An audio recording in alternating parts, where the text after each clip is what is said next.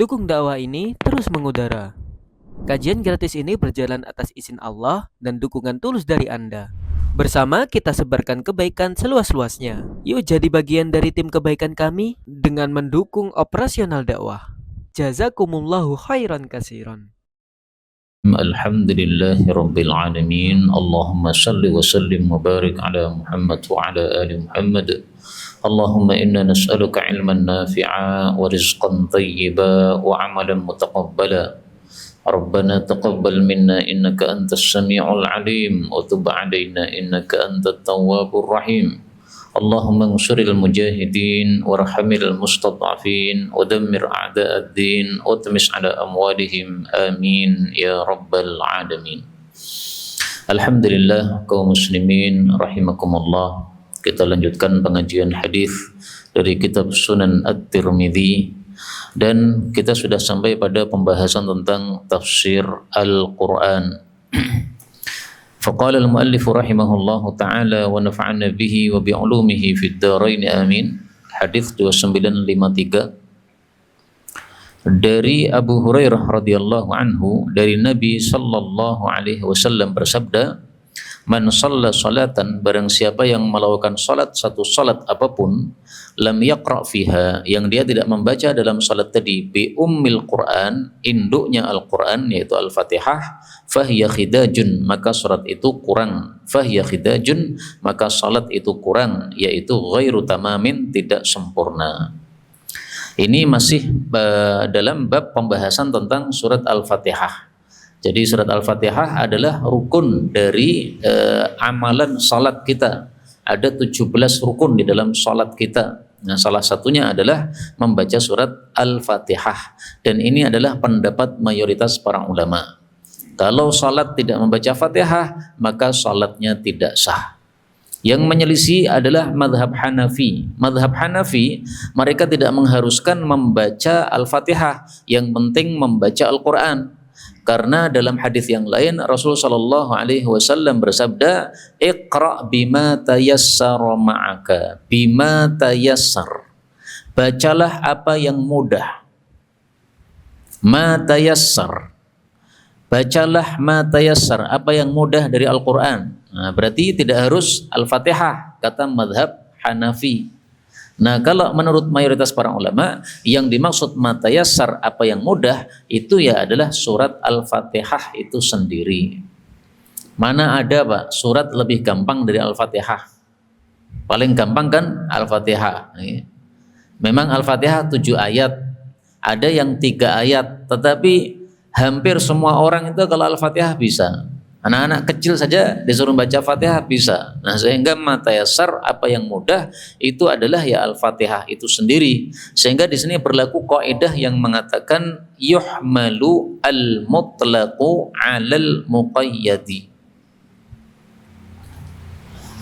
Hadis yang mutlak itu dipahami dengan hadis yang muqayyad. Atau hadis yang mujmal itu dipahami dengan hadis yang mufassar. Jadi hadis yang kurang jelas seperti ini tadi, matayassar, apa yang mudah, ini dipahami dengan hadis yang lebih jelas, yaitu bi ummil Quran. Nah, saya nggak harus membaca surat Al-Fatihah. Kemudian surat Al-Fatihah kenapa disebut sebagai ummul Quran, induk Al-Quran? Kemarin saya mengatakan disebut sebagai induk Quran karena dia merupakan intisari dari isi Al-Quran. Jadi globalnya isi Quran adalah surat Al-Fatihah. Tapi ternyata saya mendapatkan penjelasan yang lain, Pak, ya. Bahwasanya disebut Ummul Quran itu karena apa? Nah, di sini saya bacakan ya, karena ada penjelasan yang saya temukan yang lain. Ya. Ummil Quran. Nah, di sini penjelasan saya temukan dalam kitab Tuhfatul Ahwadi. Wa summiyat Ummul Kitab. Disebut Al-Fatihah itu dengan nama Ummul Kitab atau Ummul Quran karena dia itu yubda'u bi kitabatiha fil masahif. Dimulai dalam mushaf itu dimulai ditulis Al-Fatihah dulu. Nah, sehingga karena dia adalah permulaannya, maka disebut sebagai induknya. Seperti bapak atau ibu itu induk bagi anak-anaknya ya, karena anak-anaknya muncul setelahnya. Bapak dan ibu dulu yang muncul terlebih dahulu. Wa yubda'u bi qiraatiha fis shalah, dan juga di dalam salat dimulai membaca Al-Fatihah dulu, bukan surat yang lain. Maka disebut Ummul Kitab atau Ummul Quran itu karena dua sebab. Yang pertama, dimulai Qur'annya ditulis dengan Al-Fatihah, dimulai bacaan salatnya juga dengan Al-Fatihah. Dan itu lebih bagus penjelasan itu daripada apa yang saya jelaskan kemarin, bahwasanya Ummul Quran yaitu karena dia merupakan intisari dari Quran. Meskipun penjelasan itu juga tidak salah, bahwasanya Al-Fatihah adalah intisari dari Al-Quran sebagaimana disebutkan oleh para ulama kita rahimahumullah ta'ala. Kemudian kemarin juga sudah kita jelaskan bahwa sholatan ini mencakup semua sholat apapun juga menurut mayoritas para ulama. Menyelisih mereka Imam Tabari. Kata Imam Tabari, kalau sholat jenazah tidak harus pakai Al-Fatihah. Tapi kalau berdasarkan hadis ini, sholat apapun, sholat jenazah termasuk sholat, maka harus pakai Fatihah. Jadi takbir pertama membaca Al-Fatihah. Nah, adapun takbir kedua, 3, 4, nah itu nanti masalah lain lagi, apa yang dibaca sudah kita bahas dulu. Berikutnya 2953 dari Adi bin Hatim radhiyallahu anhu, dia berkata, saya datang kepada Rasulullah sallallahu alaihi wasallam dalam keadaan beliau duduk di dalam masjid. Maka orang-orang mengatakan ini adalah Adi bin Hatim. Adi bin Hatim orang terkenal, Pak. Sehingga para sahabat sudah tahu ini Adi bin Hatim. Adi bin Hatim ini julukannya adalah Al-Jawad ibnul Jawad, orang dermawan, putranya orang dermawan. Jadi Hatim At-Ta'i ini seorang yang terkenal di masa jahiliyah, orang yang sangat dermawan. Kalau panjenengan tulis di YouTube misalnya biografi Hatim At-Ta'i, insya Allah akan muncul karena terkenalnya beliau. Tapi sayangnya dia mati kafir, sehingga amalannya nggak ada gunanya. Nah, dia punya anak namanya Adi. Adi ini seorang sahabat Nabi. Nah, maka dia mewarisi kedermawanan bapaknya. Maka Adi bin Hatim Jawad bin Jawad, ya apa? Orang dermawan bin orang dermawan. Wajitu, dan saya datang, kata Adi, tanpa aman dan tanpa kitab atau tanpa surat. Ya. Artinya apa? Dia datang tidak membawa keamanan sebagai orang kafir yang mustakman. Orang kafir itu kalau pengen aman masuk negara Islam, itu dia harus mendapatkan keamanan atau jaminan aman dari salah seorang muslim. Itu namanya disebut kafir mustakman. Nah, dia tidak membawa keamanan apapun. Maka tatkala saya diserahkan kepada Nabi SAW, Nabi memegang tangan saya. Dan sungguh adalah Nabi SAW sudah bersabda sebelum itu, innila arju, sungguh saya berharap, kata Nabi, ayyaja'alallahu yadahu, bahwa Allah meletakkan tangannya Adi ini fi yadi, pada tangan saya.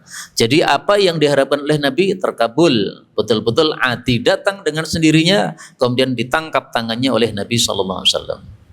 Jadi Nabi tampaknya berharap bahwa Adi bin Hatim ini masuk Islam, Pak.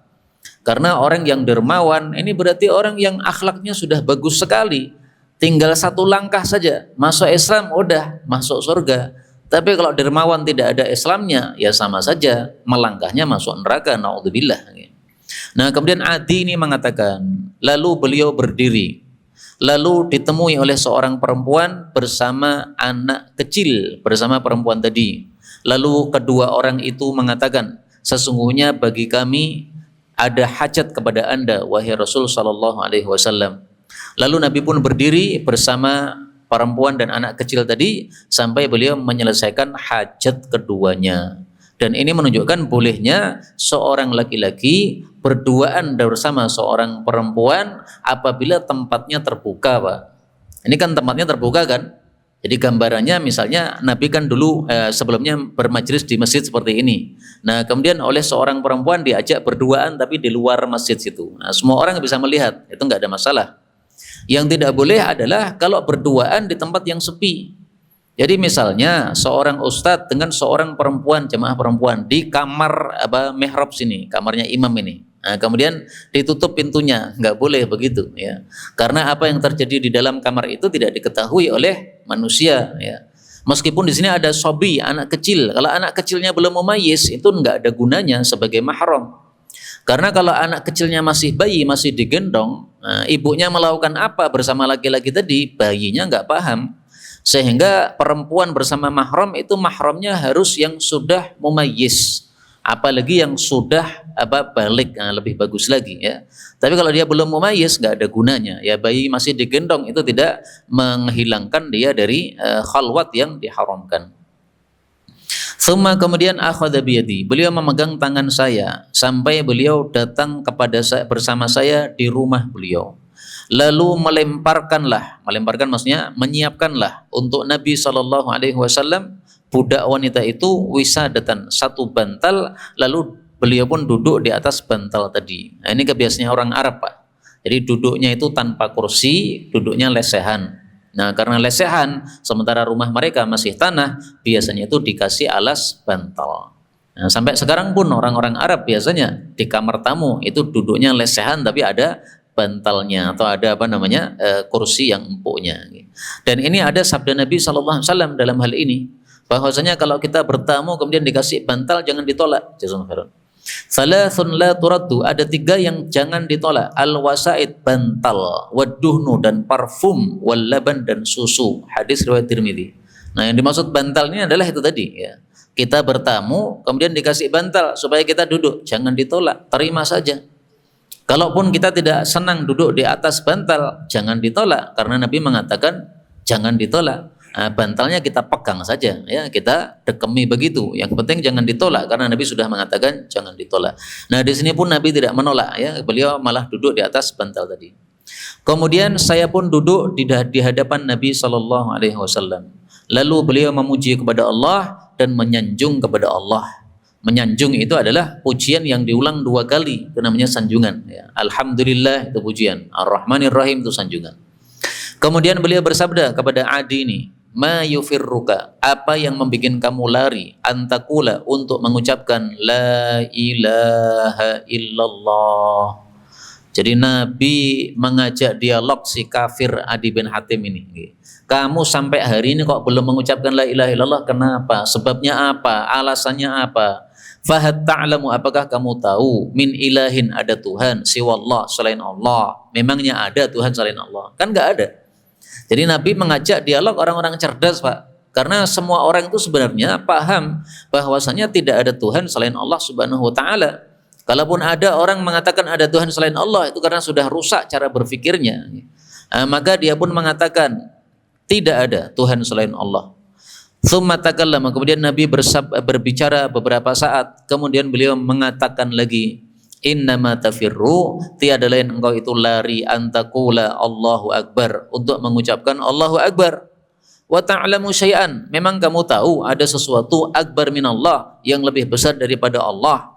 Maka Adi pun menjawab, tidak ada.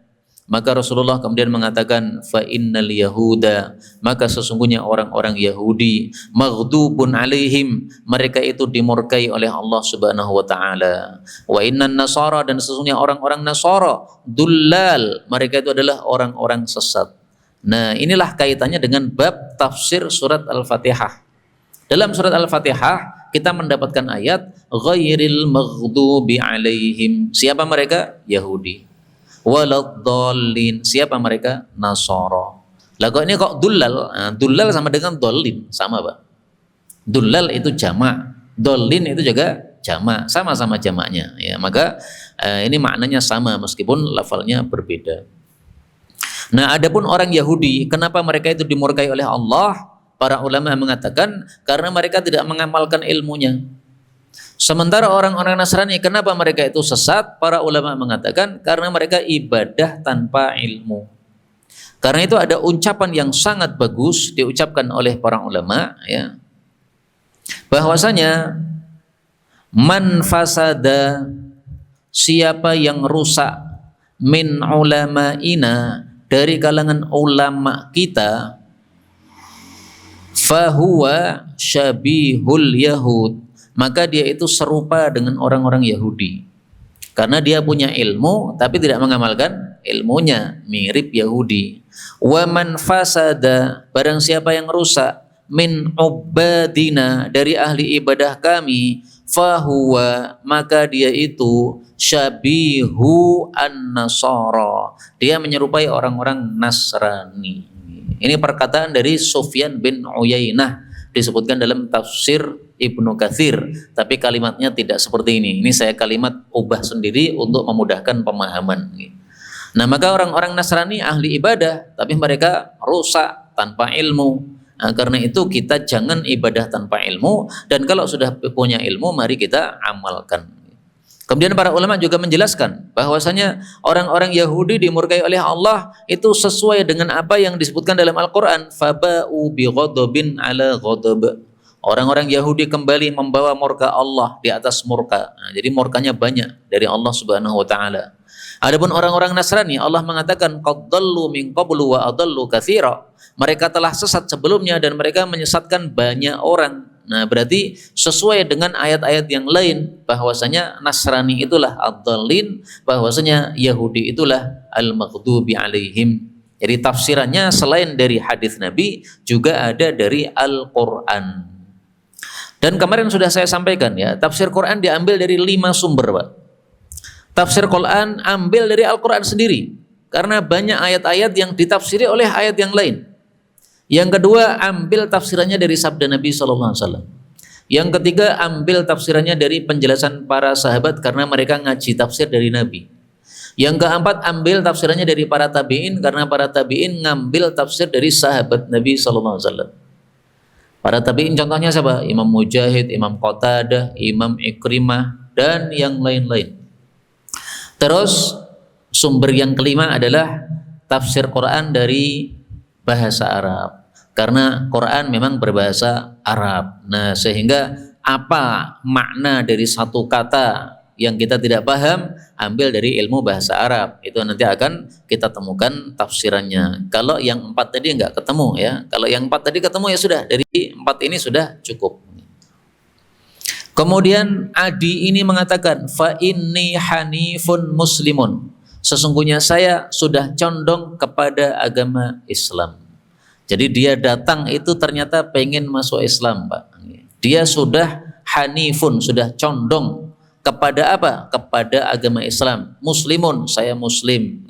Nah, maka orang itu kalau dia mengungkapkan kata-kata yang menunjukkan dia Islam dengan bahasa yang dia bisa, itu diterima, Pak. Dia bisanya mengatakan hanifun muslimun, belum paham bagaimana mengucapkan syahadatain, ya sudah, ini ucapan diterima. Termasuk misalnya zaman dulu Khalid bin Walid ketika mendatangi satu kaum ini mereka mengatakan sobakna, malah dibunuh oleh Khalid. Nah, Nabi mengatakan, saya berlepas diri dari perbuatan Khalid. Orang sudah mengatakan sobakna, itu maksudnya dia masuk Islam, tapi dia belum paham cara masuk Islam gimana. Ngertinya sobakna. Sobakna itu apa? Kalau bahasa kita ya, saya ikut gabung santri. Gabung santri berarti masuk Islam, Pak. Nah, sudah angkat tangan mengatakan gabung santri malah dibunuh. Piye kuwi? Ya enggak boleh seperti itu. Seperti di sini dia mengatakan saya hanifum muslimun. Udah terima saja. Tinggal nanti cara dia masuk Islam kita ajari. Nah, gini Pak, kalau memang kamu sudah condong pada Islam, ucapkan syahadatain. Bahkan orang kafir itu tidak semuanya harus mengucapkan syahadatain, Pak. Ada orang kafir yang cukup mengucapkan satu syahadat. Kafir apa itu? Kafir yang dia itu mengakui wahdaniyah Allah Ta'ala. Dia sudah mengakui keesaan Allah Subhanahu wa Ta'ala, tetapi dia belum mengakui Nabi Muhammad sallallahu alaihi wasallam. Nah, kalau belum mengakui Nabi Muhammad sallallahu alaihi wasallam, maka dia disuruh mengucapkan asyhadu anna Muhammadan Rasulullah. Udah selesai Islam. Padahal dia belum mengucapkan asyhadu alla ilaha illallah. Kenapa? Karena sebelumnya sudah mengakui keesaan Allah. Ada enggak orang kafir yang mengakui keesaan Allah? Ya mungkin ada, karena para ulama menjelaskan seperti itu. Kalau ada orang kafir yang sudah mengakui keesaan Allah Subhanahu wa Ta'ala. Kalau dia itu adalah kafir yang wasani. Wasani itu penyembah berhala. Nah, maka kalau dia mengucapkan la ilaha illallah, itu sudah muslim. Meskipun dia belum mengucapkan wa asyhadu anna Muhammadan Rasulullah. Karena kalau dia nyembah berhala, berarti dia nggak punya nabi, Pak. Artinya dia tidak mengikuti nabi siapapun juga. Berbeda dengan Yahudi, katanya kan mengikuti Nabi Musa, kata mereka. Kemudian Nasrani, kata mereka kan mengikuti Isa. Nah, jadi mereka masih punya apa? Sandaran nabi-nabi yang ada zaman dulu. Tapi kalau Wasani ini dia tidak punya sandaran nabi apapun. Sehingga kalau dia mengucapkan la ilaha illallah, udah cukup. Nah, baru setelah itu kita ajari bagaimana cara mengucapkan syahadatain. Kalau dia mau mengucapkan syahadatain, tapi dengan ucapan la ilaha illallah difatwakan oleh para ulama sudah cukup sebagai muslim karena dia asalnya adalah orang yang menyembah berhala. Kemudian Adi mengatakan, saya melihat wajah Nabi Shallallahu Alaihi Wasallam tabassata, cerah, farahan, karena gembira. Jadi Nabi itu kalau ada orang masuk Islam wajahnya langsung cerah, gembira, senang karena apa? Orang ini selamat dari api neraka. Dan Nabi Shallallahu Alaihi Wasallam kalau gembira, bagaimana wajahnya? Karena adalah Nabi idza surra, apabila gembira, istanara wajhuh, wajahnya bersinar. Ka'annahu qit'atu qamar, seolah-olah wajahnya sepotong bulan, bulan yang bersinar-sinar. Kita jadi rindu pengen melihat wajah Nabi Muhammad sallallahu alaihi wasallam. Mudah-mudahan semua kita bisa ketemu beliau di dalam surga. Amin ya rabbal alamin. Ini hadis muttafaqun alaih. Qala, thumma, kemudian amarabi, beliau memerintahkan terhadap saya, lalu saya disinggahkan, disuruh singgah pada seorang laki-laki dari kalangan Ansar. Kemudian aku berbuat mendatangi Nabi sallallahu alaihi wasallam, yaitu saya mendatangi beliau pada dua ujung siang. Dua ujung siang berarti pagi sama sore. Jadi pagi ngaji sama Nabi pada subuh, sore ngaji sama Nabi pada asar. Itu yang dimaksud tarafayin nahar, pagi sore. Pagi sore memang Nabi biasanya itu ada kajian, Pak. Kalau pada subuh biasanya beliau di dalam masjid, beliau tidak keluar sampai syuruk, sampai terbit matahari, dan itu rutin setiap hari beliau. Nah, sehingga banyak para sahabat Nabi yang ikut berada di masjid pada subuh itu untuk ngaji sama beliau. Beliau sering bertanya, tadi malam ada yang mimpi, siapa? Silahkan sampaikan mimpinya, saya tafsirkan. Nah, itu berarti ngaji tafsir mimpi. Pada asar kadang-kadang beliau itu bersama para sahabat, kadang-kadang juga atau seringnya beliau itu berputar pada istri-istri beliau sallallahu alaihi wasallam. Fabainama, tatkala saya di hadapan Nabi pada satu sore, tiba-tiba datang kepada beliau suatu kaum dengan baju-baju dari wol, dari nimar. Nimar itu adalah baju yang coraknya garis-garis, lorek-lorek. Dari kata-kata namir, namir artinya macan. Nah, disebut nimar karena bajunya bergaris-garis, coraknya seperti kulit macan. Dan ini biasanya bajunya orang-orang miskin, orang-orang Arab Badue. Kemudian dia mengatakan, lalu beliau salat, lalu beliau berdiri maksudnya ceramah, lalu beliau itu menghasung terhadap mereka, maksudnya menghasung para sahabat untuk bersedekah kepada orang-orang ini tadi, orang-orang yang yang miskin-miskin ini tadi. Ini tampaknya habis salat asar nih, Pak. Kemudian beliau berkata, walau sa'un, meskipun sedekah hanya satu sa'. Satu sa' itu adalah 2,4 kilo. Meskipun hanya separuh sa', meskipun hanya segenggam. Nah, kalau sekarang segenggam beras. Nah, dan ini saya jadi teringat, Pak, di Masjid Jogokaryan itu ada beras kas masjid. Setiap jamaah yang datang ke masjid disuruh membawa satu genggam beras. Nah, akhirnya karena setiap hari ke masjid membawa satu genggam beras, akhirnya numpuk beras banyak. Sehingga jamaah-jamaah yang kurang beras di rumahnya itu dipersilahkan ngambil beras dengan catatan-catatan tertentu, ya, sehingga rapi sekali, mereka bagus sekali. Itu adalah salah satu yang diambil dari hadis ini. Ya. Ayo silahkan, mau sedekah silahkan bawa beras ke masjid. Walau bi ba'di qabdah, meskipun dengan sebagian genggaman, ya, sak jimpitan. Yaqi ahadukum, bisa menjaga salah satu kalian itu wajhahu, wajahnya, harra jahannam, dari panasnya neraka jahannam, awin nar, atau neraka. Jadi sedekah itu bisa menjaga kita dari api neraka. Sebagaimana sabda Nabi yang lain, ya, bisyikti tamrah. Beliau mengatakan ittaqun nar, waspadailah dari api neraka, jagalah dirimu dari api neraka, walau bisyikti tamrah, meskipun sedekah dengan separuh kurma. Ini hadis riwayat muttafaqun alaih dari Adi bin Hatim, sama ya. Jadi sama dengan hadis ini tadi, hanya lafalnya berbeda. Walau tamrah, meskipun dengan kurma, walau bisyikti tamrah, meskipun dengan separuh kurma. Artinya kita hanya punya satu kurma. Nah, kita separuh kita makan, separuh kita sedekahkan. Itu sudah cukup bisa menjaga dari neraka. Fa inna ahadakum, karena sesungguhnya masing-masing kalian laqillaha, dia akan berjumpa dengan Allah. Wa qailun lahu ma aqulu lakum, dan Allah akan berkata kepada dia apa yang saya ucapkan kepada kalian. Apa itu? Alam aj'al laka sam'an wa basaran, bukankah sudah saya jadikan untukmu pendengaran dan penglihatan? Fayaqulu, maka hamba ini akan menjawab, bala, iya. Fayaqulu, lalu Allah bertanya lagi. Nah, ini pertanyaan yang kedua, Pak. Pertanyaan pertama ini tadi, ya. Bukankah sudah saya kasih pendengaran, penglihatan? Pertanyaan yang kedua, Allah mengatakan, alam aj'al laka, bukankah sudah saya berikan untukmu malan wa waladan, harta dan anak? Ini semuanya artinya nikmat dari Allah Subhanahu wa taala. Mata melihat ini nikmat, pendengaran melihat nikmat, anak, istri, kemudian anak, harta, ini semuanya nikmat. Fayaqulu, maka si hamba mengatakan bala, ya. Fayaqulu, lalu Allah bertanya lagi. Ini pertanyaan yang ketiga.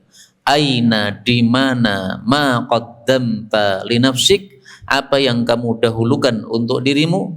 Maksudnya amalmu, mana amalmu? Nah, termasuk sedekah, termasuk amal itu adalah sedekah. Maka sedekah itu termasuk amal yang kita dengannya akan mendapatkan pahala yang berlipat di hadapan Allah Subhanahu wa taala. Ini 3 pertanyaan dari Allah Subhanahu wa taala.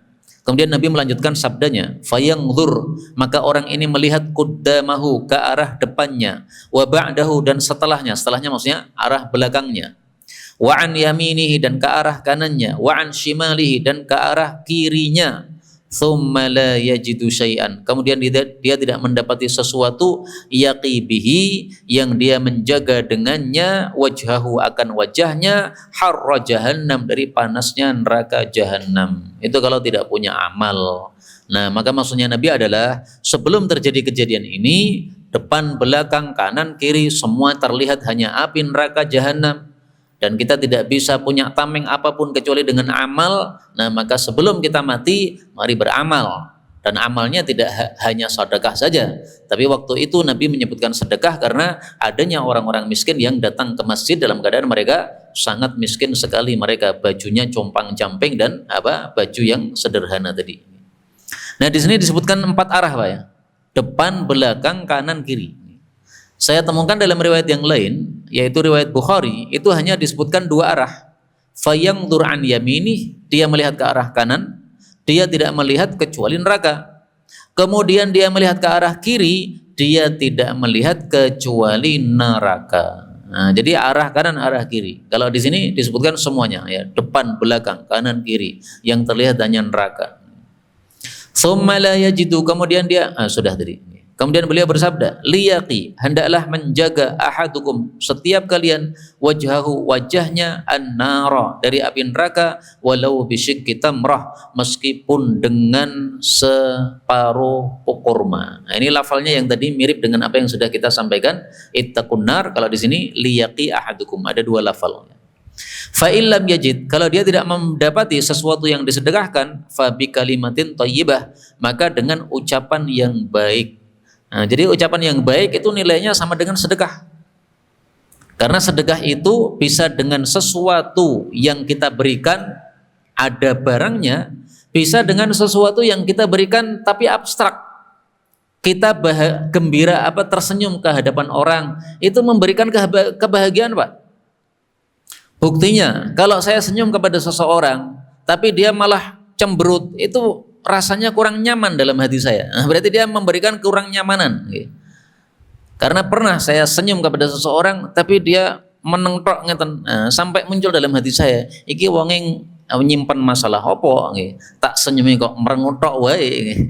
Jadi saya sudah senyum ini, dia tidak berubah jadi senyum, Pak. tetap ngeten iki. Wah, iki nyimpen pikiran apa wong iki nggih.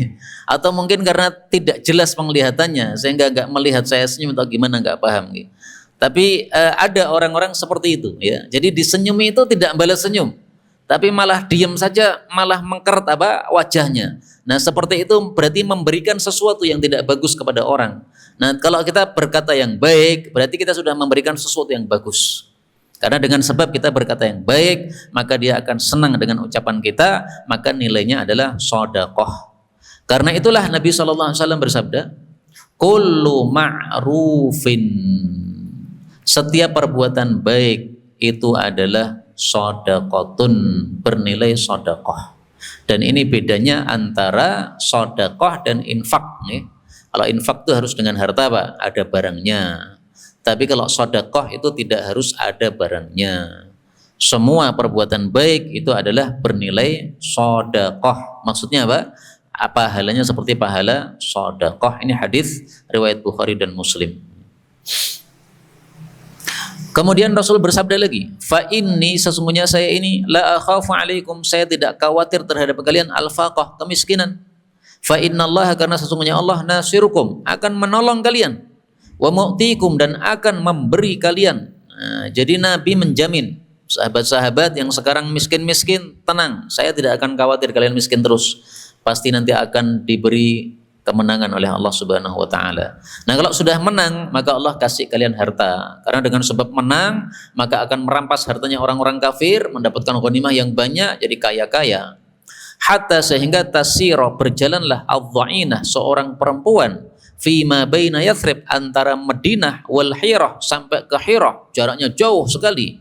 Au aktsar, atau lebih jauh daripada itu, ma yakhafu, dia tidak khawatir, ma yukhafu ala matiyatiha, tidaklah dikhawatirkan terhadap matiyatiha, kendaraannya, as-saraku, pencurian. Jadi apa? Dia tidak khawatir lagi adanya pencuri, perampok, penyamun. Padahal zaman dulu setiap ada orang yang lewat di Hirah, melewati orang-orang yang tinggal di situ, pasti akan dicegat oleh mereka. Karena kebiasaan mereka merampok setiap orang yang lewat di situ tanpa adanya jaminan keamanan dari salah satu mereka.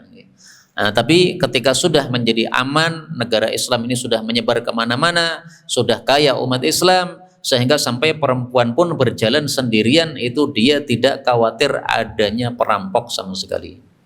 Dan saya sisipi di sini, dari hadis inilah sebagian ulama kemudian berpendapat perempuan bersafar tanpa mahram, kalau aman maka boleh. Tapi pendapat ini lemah, Pak. Kenapa? Karena di sini Nabi hanya menyebutkan tentang keamanan yang terjadi pada saat itu. Beliau bukan sedang menyebutkan tentang hukum.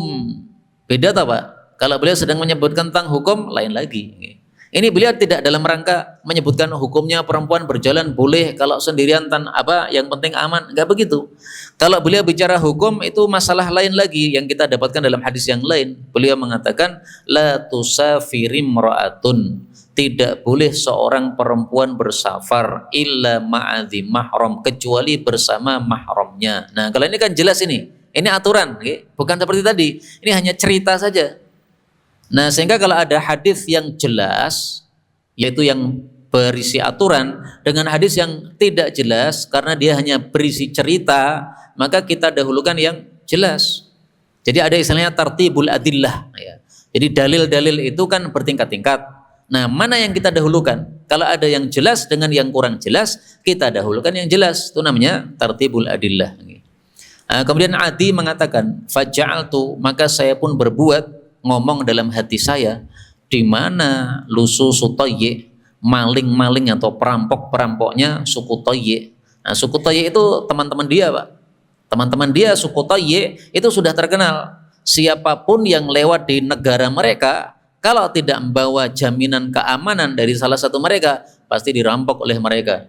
Nah, sehingga dia bertanya dalam hati, loh, terus maling-maling di kampung saya sudah pergi kemana? Nah, sudah masuk Islam semua, karena mereka sudah mendapatkan hidayah dari Allah Subhanahu wa taala, akhirnya sudah masuk Islam, umat Islam kemudian kaya-kaya, Nah, kata Nabi SAW, saya tidak khawatir terhadap kalian akan kemiskinan.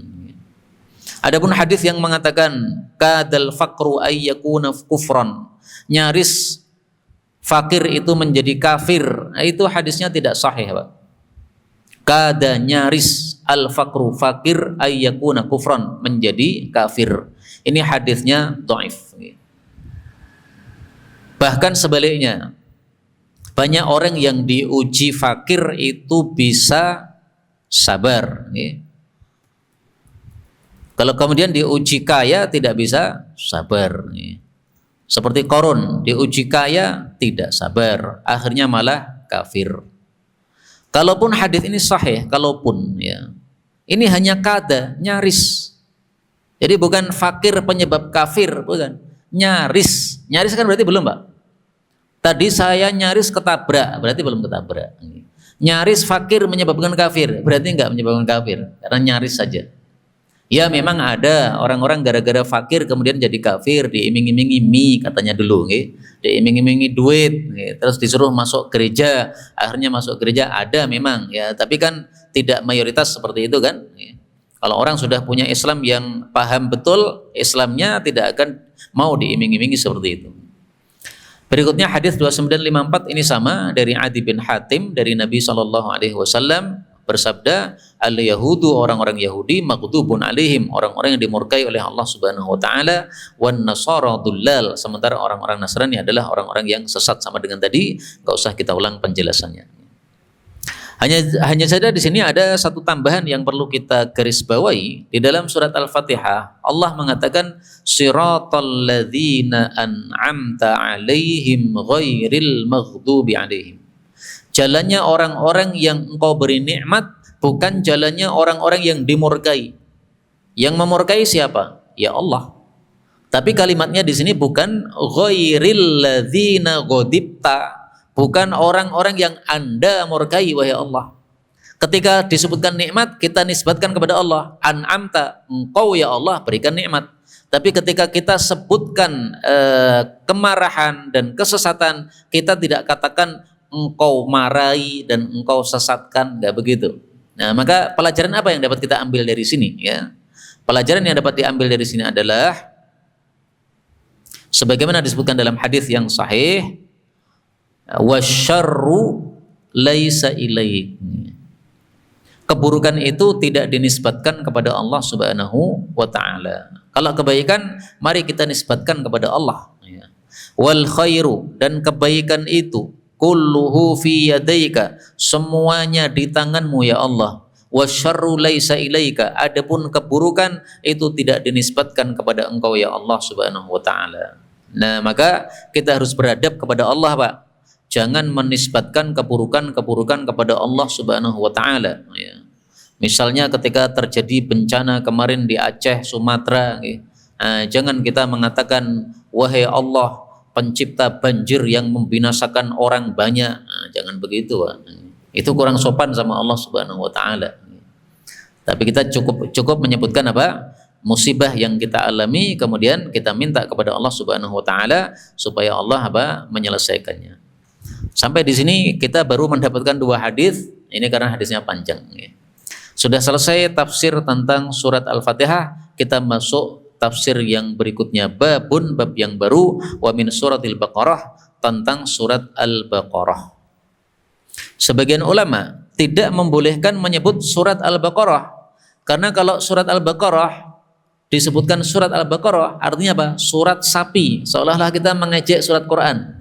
Terus mereka menambahi surah allati tuzkaru fihal Baqarah, surat yang disebutkan padanya tentang sapi. Tapi ini hanya pendapat sebagian kecil ulama. Mayoritas ulama membolehkan mengatakan surat Baqarah, enggak apa-apa. Surat kafirin, enggak apa-apa. Memang disebutkan di situ orang-orang kafir. Surat munafikun, enggak apa-apa. Jadi ini bukan sesuatu yang dilarang ya. Maka Imam Tirmidzi pun menulis judul bab surat Al-Baqarah, enggak apa-apa ya. Yang penting dalam hati tidak ada niatan untuk mengejek surat Quran. 2955 dari Abu Musa Al-Asy'ari radhiyallahu anhu, dia berkata, Rasulullah sallallahu alaihi wasallam bersabda, Innallaha ta'ala, sesungguhnya Allah Ta'ala khalaqa Adam, menciptakan Nabi Adam min qabdatin, dari satu genggaman. Qabadaha, yang Allah menggenggamnya, min jami'il ardi, dari seluruh bumi. Faja'a, maka datanglah, lahirlah Banu Adam, anak-anaknya Nabi Adam, ala qadril ardi, sesuai kadar bumi. Maksudnya gimana? Faja'a minhum, datang di antara mereka al-ahmar, ada yang kulitnya merah. Seperti orang-orang Arab ya. Kalau orang Arab putih ya, tapi ini merah ya. Wal abyad, dan putih, wal aswad, dan hitam, wa baina dzalik, dan di antara itu. Nah, seperti kita orang Indonesia itu di antara itu. Merah tidak, putih tidak, hitam tidak. Nah, berarti di antara itu. Jadi warnanya bermacam-macam. Kenapa? Karena tanahnya Nabi Adam bermacam-macam. Wasahlu, ada yang mudah, wal haznu, ada yang susah. Maksudnya watak manusia itu ada yang susah, ada yang mudah, ada yang gampangan, ada yang susahan. Seperti sebagian tetangga itu ada yang parkir motor tuh sak karepe dhewe, Pak. Parkir motor itu tidak minggir mepet tembok gini, tapi malah malang begini. Sampai saya kadang-kadang mikir, iki wong iki mikire piye ra mudeng lho, Pak. Parkir kok ora minggir tapi kok ngene. Mikirnya gimana itu nggak paham saya. Sampai hari ini tak coba mikir piye carane mikir piye, rung nemu saya, Pak. Parkir kok ngene iki, karepe ngopo ora mudeng. Kecuali kalau memang dia sengaja pengen mengganggu tetangga yang lain. Gen tonggo-tonggoku gen kabeh susah kabeh. Nah, dia parkir begitu wajar. Tapi kita ewang ya orang model mikir begitu. Tapi kalau ada yang parkirnya kayak begitu, heran saya. Ada juga yang parkir mobilnya itu, jalan rumah saya kan sempit, Pak. Parkir mobilnya itu dimonyongkan sampai tersisa seperempat jalan. Jadi dia punya tempat parkir, tapi cara parkirnya itu bukan badannya masuk semuanya, tapi bodinya mobil seperapate di dalam, kemudian sisanya itu malah di depan. Sehingga jalan yang sempit itu tersisa seperempat tok.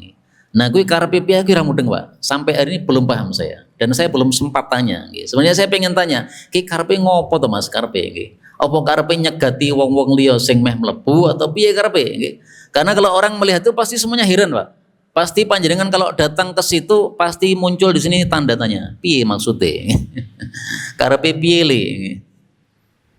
Nah, ada orang model begitu, yang model susah gitu.